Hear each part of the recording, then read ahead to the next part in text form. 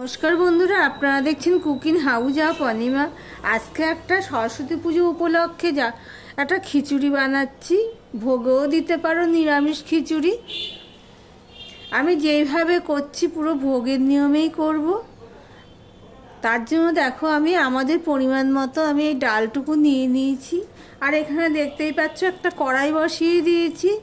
কড়াইটা গরমও হয়ে গেছে। এবার ডালগুলো আমি হালকা করে ভেজে নেব। দেখো বন্ধুরা, হালকা করে ভাজা হয়েছে। এবার আমি জল দিয়ে দিলাম। একটুখানি জল দিয়ে আমি 10 মিনিটের জন্য ভিজিয়ে রাখবো। এবার এই খিচুড়ির জন্য যা যা সবজি লাগবে সেগুলো কেটে নেব। শীতের সবজি দিয়ে আমি খিচুড়িটা বানাবো। ডালটা ভিজিয়ে রেখেছি। এবারে দেখো এই বাটিতে আমি ঠিক এতখানি আমি ডাল নিয়েছিলাম। সেই বাটি মেপেই আমি চাল নিয়ে নেব। এই দেখো বন্ধুরা, এই এতখানি চাল নিলাম আর এতখানি চাল নিলাম। তার মানে যেই বাটি মেপে আমি ডাল নিয়েছি সেই বাটি মেপে আমি 1.5 গুণ ডাল দিলাম। 1 বাটি ডালের জন্য আমি 1.5 বাটি চাল দিয়েছি। চালটাও আমি ভিজিয়ে রাখবো। দেখো হাঁড়ি সমেত জল বসিয়ে দিয়েছি। জলের পরিমাণটা দেখতেই পাচ্ছ। আর জলটা একটু গরম হয়েছে। গরম হয়েছে, হাতে সরা যাচ্ছে না, ধোঁয়া উঠছে সবে। এই অবস্থায় আমি এই যে ভেজানো ডালগুলো দিয়ে দিচ্ছি। এই পর্যন্ত যারা ভিডিওটি দেখছো লাইক দিয়ে কন্টিনিউ করো। আর ভিডিওটি স্কিপ না করে পুরোটা দেখার অনুরোধ করছি। আর এখানে দেখো গোবিন্দভোগ চালটাও আমি ধুয়ে নিয়েছি, সেটাও আমি দিয়ে দিচ্ছি। একসাথে চাল আর ডাল দিয়ে দিলাম।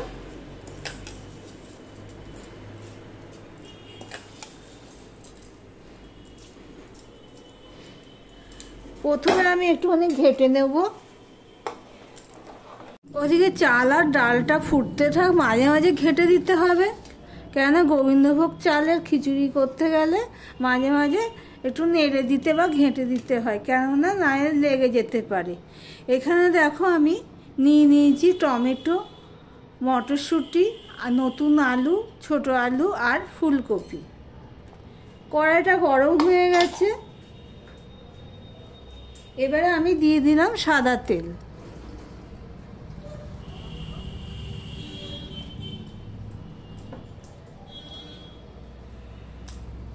দেখো তেলটা ওদিকে হতে থাক, ততক্ষণে আমি হাঁড়িতে দেখো চাল আর ডালে দিয়ে দিচ্ছি, সেটা এরকম নেড়ে দিলাম।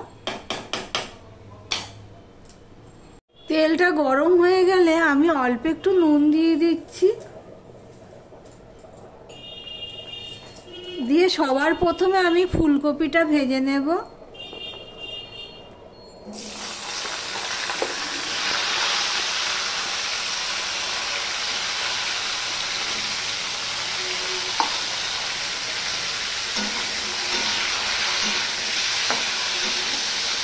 দেখো বন্ধুরা, ফুলকপিটা ভাজা হয়ে গেলে আমি তুলে নিয়েছি।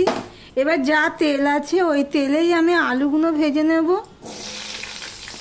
আমার ভিডিওটি যদি ভালো লেগে থাকে প্লিজ লাইক কমেন্ট শেয়ার করে দিও।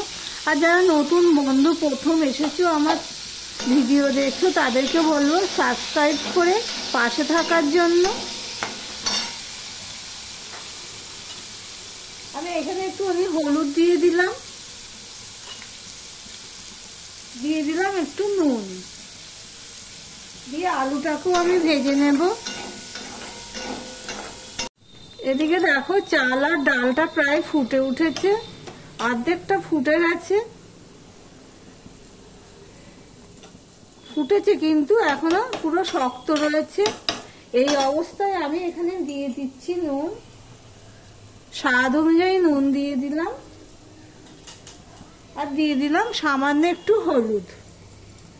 দেখো বন্ধুরা, আলুটা আমি ঢেকে ঢেকে ভেজে দিয়েছি ঢাকনা দিয়ে। আলুটা আমি কিন্তু এই খিচুড়ির মধ্যেই দিলাম, ডাল চাল যেখানে রয়েছে সেখানেই দিয়ে দিলাম। একটা জিনিস খেয়াল করেছি, আমি ফুলকপিটা কিন্তু দিইনি, আলুটা দিয়ে দিলাম, কেননা আলুটা সামান্য একটুখানি ভিতরে শক্ত থাকতে পারে, সেই জন্য আমি ওখানে দিয়ে দিলাম। দিয়ে সম্পূর্ণটা আমি মিশিয়ে নেব, দিয়ে ওটা হতে থাক। দেখো বন্ধুরা, কড়াইতে অল্প একটু সাদা তেল দিয়ে দিয়েছি আর দিয়ে দিচ্ছি ঘি।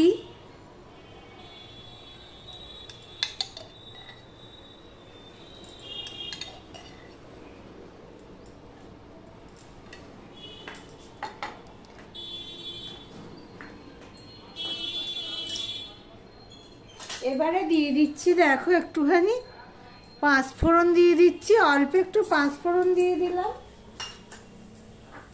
আর এখানে দেখো দুটো শুকনো লঙ্কা, তিনটে এলাচ আর দারচিনি, গোটা গরম মশলা সেটাও ফোড়নে দিয়ে দিলাম। দিয়ে দিলাম একটা তেজপাতা। দেখো গরম মশলা ফোড়নটা হয়ে গেছে, দিয়ে দিলাম আদা। আর এখানে দেখো আমি টমেটো আর কাঁচা লঙ্কা নিয়েছি, সেটাও দিয়ে দিলাম।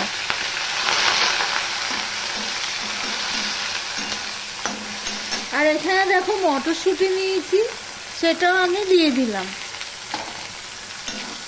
দিয়ে ভাজতে থাকবো। দেখো বন্ধুরা, টমেটোটাও নরম হয়ে গেছে, আদাটাও ফোড়ন হয়ে গেছে। আমি এখানে 2 চামচের মতন চিনি দিয়ে দিলাম।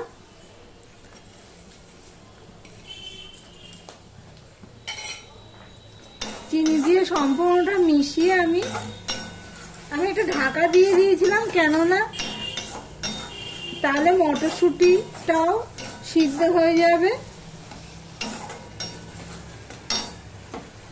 সম্পূর্ণটা হয়ে গেছে, আমি খিচুড়িটা এর মধ্যে ঢেলে দেব। সম্পূর্ণটা ধরবে না, কিন্তু দেখো ফুলকপিটাও আমি মিশিয়ে নিয়েছি। ওদিকে আমি গ্যাসটা অফ করে দিয়েছিলাম হওয়ার পরে। এবার খিচুড়িটা আমি এর মধ্যে ঢেলে দেব।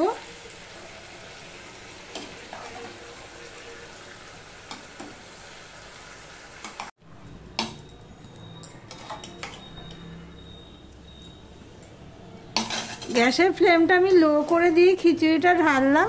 এবার সম্পূর্ণটা আমি মিশিয়ে নিচ্ছি, দেখতেই পাচ্ছ বন্ধুরা।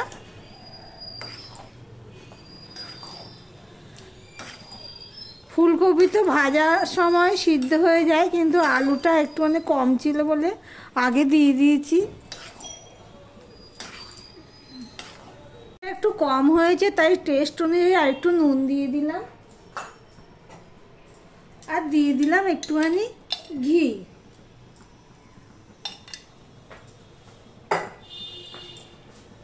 দেখো বন্ধুরা, এবার সম্পূর্ণটা আমি মিশিয়ে দিলাম।